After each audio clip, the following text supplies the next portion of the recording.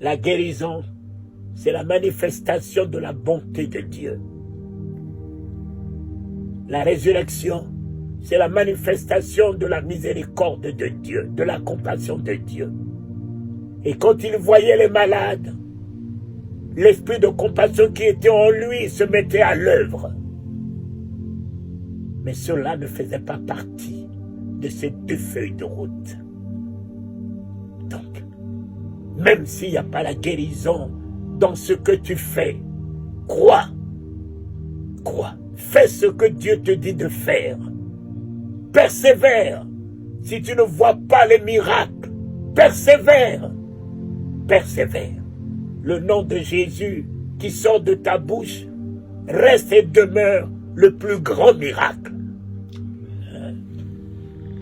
Le plus grand miracle. L'amour de Jésus que tu partages reste et demeure le plus grand miracle. Le Saint-Esprit que tu partages, un esprit de paix, de joie avec les autres, c'est le plus grand miracle. Merci, papa. Merci. Mon fils, c'est ici. C'est ici. Tout est là. Tout est là. Cet homme, pour rentrer là-dedans, il a fait cuire ça 40 jours et 40 nuits dans le désert. Cet homme, mon cher ami, pour affronter la mort, il a passé toute la nuit dans le jardin de Gethsémane avec ça. Il n'y a pas de triomphe en dehors de nos genoux. Il n'y a pas de triomphe en dehors de tes genoux, mon fils.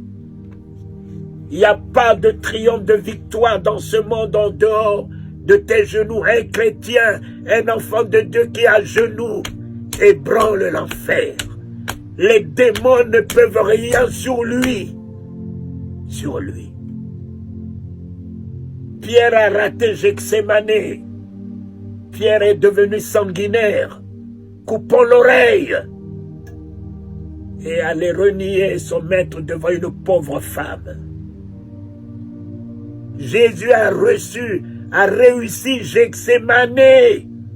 Il a affronté ses ennemis. Il a pris Judas dans les bras, le traître, le méchant, l'ennemi. Au lieu de nous détourner de nos ennemis, au lieu de ne pas leur tendre les mains, lorsque tes genoux sont par terre toute la nuit, tu as la hauteur au-dessus de leur méchanceté. Tu prends de la hauteur au-dessus de leur ingratitude. Tu prends de la hauteur au-dessus.